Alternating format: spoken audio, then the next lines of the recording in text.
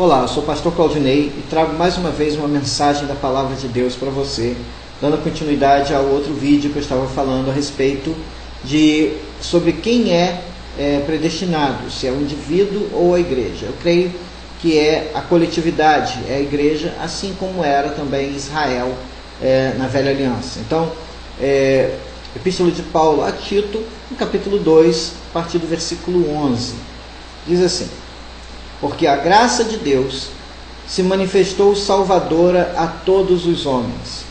Ela nos ensina a renunciar à impiedade e às paixões mundanas e a viver de maneira sensata, justa e piedosa nesta era presente, enquanto aguardamos a bendita esperança, a gloriosa manifestação de nosso grande Deus e Salvador Jesus Cristo.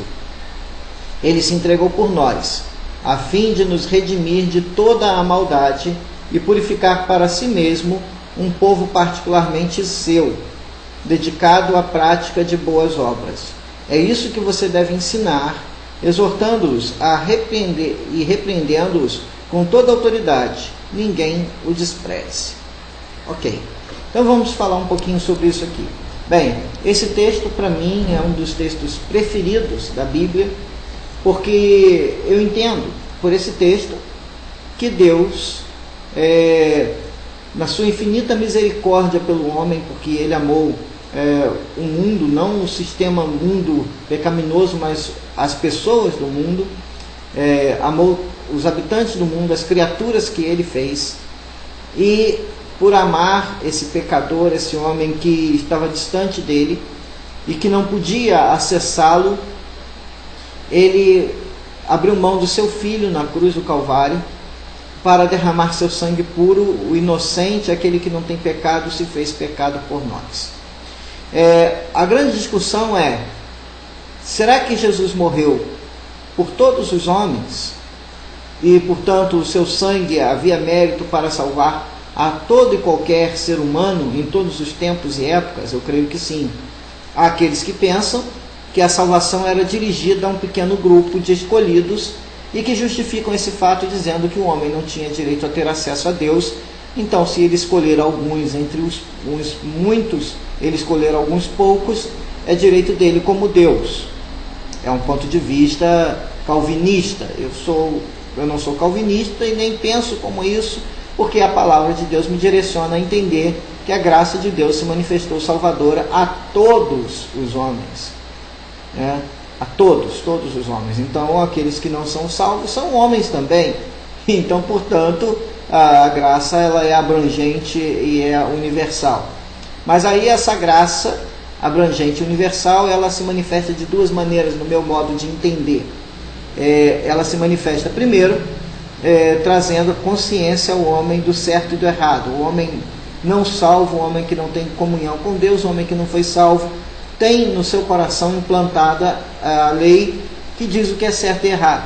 E pela sua consciência ele escolhe fazer o que é certo ou o que é errado. Portanto, o homem não é um ser bruto que age sob a ação dos seus instintos, mas é um ser que pensa, que raciocina, que tem capacidade de escolha, de arbítrio.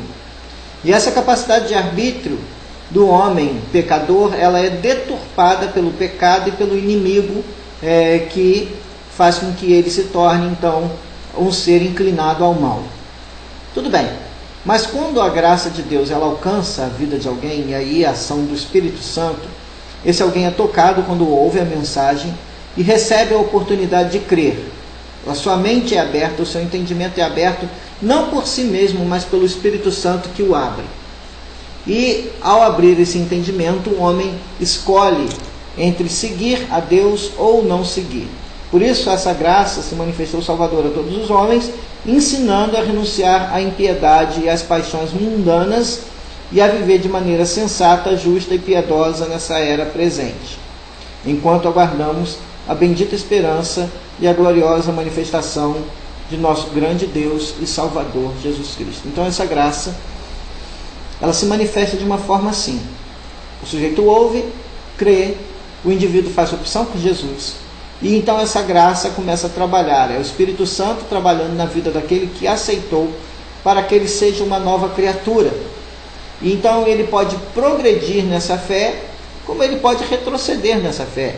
Ele pode avançar nesse conhecimento de Deus, para que ele possa ser alcançado no dia da vinda do Senhor como um salvo, como ele pode retroceder e voltar a um estado até mesmo pior do que ele tinha quando ele não tinha ouvido a mensagem. Então Cristo se entregou por nós a fim de remir de toda maldade e purificar para si mesmo um povo particularmente seu, dedicado à prática das boas obras. Então, com esse propósito, Deus ajunta aqueles a quem a mensagem é recebida e é crida, e a vida começa a ser transformada, e Deus ajunta numa comunidade chamada igreja, que é um povo exclusivamente seu. Então nós temos falado sobre isso em outros vídeos. Então esse povo passa a fazer parte dessa obra de Deus chamada igreja. Para quê? Para ensinar, exortar e repreender com autoridade aqueles que se desviam, aqueles que andam fora do caminho do Senhor. Então que a igreja possa ser a comunidade de crentes que procuram viver essa vida fiel, aguardando a vinda do Senhor. Que Deus te abençoe rica e abundantemente em nome de Jesus.